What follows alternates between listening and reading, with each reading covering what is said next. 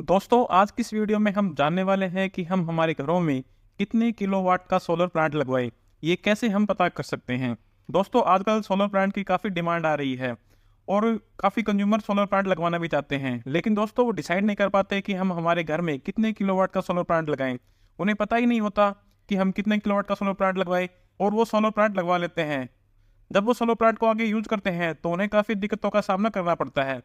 तो दोस्तों आज की इस वीडियो का हमारा टॉपिक यही है कि मान लीजिए हम हमारे घर में एक सोलर प्लांट लगवाना चाहते हैं, तो कैसे हम पता करें कि हम हमारे घर में कितने किलोवाट का सोलर प्लांट लगवाएं कि वो हमारे घर के लिए सफिशिएंट रहेगा। हमारा घर का पूरा लोड उस सोलर प्लांट पे आराम से हम चला सकते हैं, ताकि भविष्य में हमें किसी भी प्रकार की परेशानी का सामना ना करना पड़े।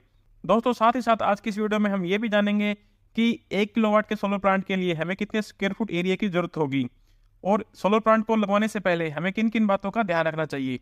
तो आइए दोस्तों सबसे पहले हम सोलर प्लांट की रिक्वायरमेंट निकाल लेते हैं।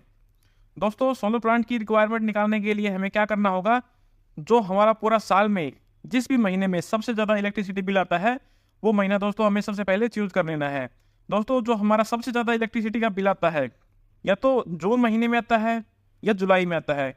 जून या जुलाई में दोस्तों क्यों आता है, क्योंकि इस महीने में एसी हमारे चल जाते हैं और इस महीने में सबसे ज़्यादा गर्मी होती है। इसलिए हम जून और जुलाई महीने के इलेक्ट्रिसिटी बिल के अकॉर्डिंग हम सोलर प्लांट की कैपेसिटी निकालने वाले हैं। कैसे निकालेंगे आइए देख लेते हैं। मान लीजिए दोस्तों हम जून और जुलाई में जो हमारा इलेक्ट्रिसिटी बिल है कितनी यूनिट का आता है वो देख लेते हैं। ये हमारे पास एक इलेक्ट्रिसिटी बिल है। आपकी घर पे कैसा इलेक्ट्रिसिटी बिल आता होगा वो आपको जून या जुलाई महीने का ले लेना है। तो उसमें हम मान लीजिए हमारा जो यूनिट का बिल आता है वो 1500 यूनिट का हमारा इलेक्ट्रिसिटी बिल आता है। तो दोस्तों मेरे यहाँ जो इलेक्ट्रिसिटी बिल आता है वो 2 महीने का आता है, यानी कि 2 मंथ्स का आता है। आपके यहाँ हो सकता है 1 महीने का बिजली का बिल आता हो, तो 1 महीने के बिजली के बिल के अकॉर्डिंग हम हमारे प्लांट की कैपेसिटी निकालने वाले हैं। तो 2 महीने की हमारी जो यूनिट कंजप्शन है वो 1500 यूनिट है। तो हमारी दोस्तों 1 महीने में कितनी यूनिट कंजप्शन होगी, 1500 डिवाइडेड बाई 2, यानी कि हमारी जो 1 महीने में यूनिट कंजप्शन होगी वो 750 यूनिट की हमारी कंजप्शन होगी। 1 महीने में हमारी 750 यूनिट की कंजप्शन हो गई है, तो हम 1 दिन की यूनिट की कंजप्शन निकालने वाले हैं। 1 दिन की यूनिट की कंजप्शन कैसे निकाल लेंगे, 750 डिवाइडेड बाई 30, यानी कि हमारे 1 महीने में कितने दिन होते हैं, 30 दिन होते हैं। जब हम इन्हें आपस में डिवाइड करेंगे तो हमारी 1 दिन की हमारी यूनिट कंजप्शन आएगी 25। यानी कि दोस्तों जो हमारे घर के सभी अप्लायंस है वो जब लगातार चलते हैं तो वो हमारे सभी अप्लायंस 1 दिन में 25 यूनिट की कंजप्शन करते हैं। ये दोस्तों हमने गर्मियों का पीक का लोड लिया है, जब हमारे घर में लगभग सभी इंस्ट्रूमेंट चलते हैं, टीवी, फ्रिज, कूलर, एसी भी चल जाते हैं इस समय में। तो इस समय में दोस्तों हमारा जो सभी इक्विपमेंट है कितने यूनिट कंजप्शन करते हैं, एक दिन में 25 यूनिट की कंजप्शन करते हैं। इस 25 यूनिट से दोस्तों हम हमारे प्लांट की कैपेसिटी निकालने वाले हैं। कैसे निकालेंगे आइए आगे देख लेते हैं।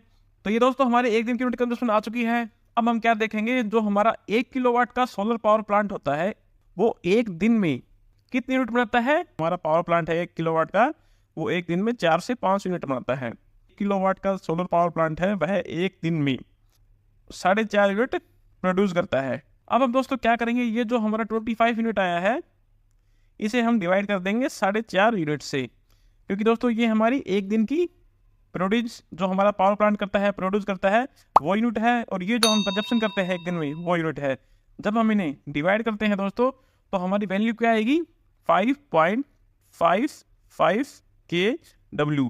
ये दोस्तों जो हमारी वैल्यू आई है क्या आई है, ये जो वैल्यू है ये हमारे पावर प्लांट की वैल्यू आई है। यानी कि दोस्तों अगर हम 1 दिन में 25 यूनिट की कंजप्शन करते हैं तो इस 25 यूनिट के लिए हमें कितने किलोवाट के पावर प्लांट की जरूरत होगी, 5.55 किलोवाट के सोलर पावर प्लांट की जरूरत होगी। देख लीजिए आप, जब हम इन्हें 4.5 से मल्टीप्लाई करेंगे तो ये हमें 25 यूनिट प्रोड्यूस करके दे देगा। ठीक है दोस्तों, तो हम ये 5.55 किलोवाट का सोलर पावर प्लांट ना लगा के हम यहाँ पे हमारे घर पे लगाएंगे 6 किलोवाट का सोलर पावर प्लांट। तो दोस्तों ये हमारा पावर प्लांट की वैल्यू आ चुकी है। कैसे ये वैल्यू आई है दोबारा इसे देख लेते हैं हम। दोस्तों 1 दिन में 25 यूनिट ये हमारी क्या आई थी, ये हमारी कंजप्शन आई थी। यानी कि हमारे जो गर्मियों में हमारे इक्विपमेंट है वो 1 दिन में 25 यूनिट की कंजप्शन करते हैं। ठीक है, और हमारा जो 1 किलोवाट का पावर प्लांट है वह कितनी यूनिट बनाता है, लगभग 4.5 यूनिट प्रोड्यूस करता है, बनाता है। ठीक है, तो इस 25 यूनिट के लिए हमें मैक्सिमम 6 किलोवाट के सोलर पावर प्लांट की जरूरत पड़ेगी। ठीक है दोस्तों, जब हम हमारे घर की छत पे 6 किलोवाट का सोलर पावर प्लांट लगा देंगे तो हमें किसी भी इंस्ट्रूमेंट को चलाते समय ये सोचना नहीं पड़ेगा कि हमारा जो प्लांट है वो कहीं ओवरलोड ना हो जाए। ठीक है ना दोस्तों, मान लीजिए हम यहाँ पे 4 किलोवाट का सोलर पावर प्लांट लगा देते हैं और हम 4 किलोवाट का इस पे ऑलरेडी लोड दे चुके हैं और हम मान लीजिए कुछ इक्विपमेंट और चलाना चाहते हैं, मान लीजिए हमने एक फ्रिज और चला दिया। उस दौरान क्या होगा दोस्तों, वो जो हमारा पावर प्लांट है वो ओवरलोड हो जाएगा, वो ऑफ हो जाएगा। तो उसमें क्या होता है दोस्तों, हमें बार बार इन परेशानियों का सामना करना पड़ता है, बार बार ये दिक्कतें आती हैं। और मान लीजिए दोस्तों हमारे घर की जो लोड की कैपेसिटी है वो 5 किलोवाट की है और हमने 6 किलोवाट का सोलर पावर प्लांट लगा दिया, 1 किलोवाट हमने एक्स्ट्रा लगा दिया। तो दोस्तों क्या होगा, एक तो दोस्तों हमारा जो पावर प्लांट है वह ओवरलोड करके ट्रिप नहीं होगा। दूसरा क्या होगा दोस्तों, मान लीजिए ये हमारा पावर प्लांट 30 यूनिट प्रोड्यूस करता है और हमें एक दिन में 25 यूनिट की कंजप्शन करनी होती है। तो हम यहाँ से 25 यूनिट ले लेंगे, जो हमारी 5 यूनिट बचेगी दोस्तों, ये हमारी 5 यूनिट विद्युत विभाग की तरफ चली जाएगी।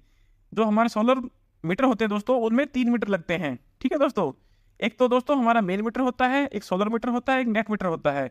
ये दोस्तों इंपोर्ट और एक्सपोर्ट को मेजर करते रहते हैं, कितनी यूनिट हमने पावर प्लांट से ली है और कितनी यूनिट हमने विद्युत विभाग से ली है।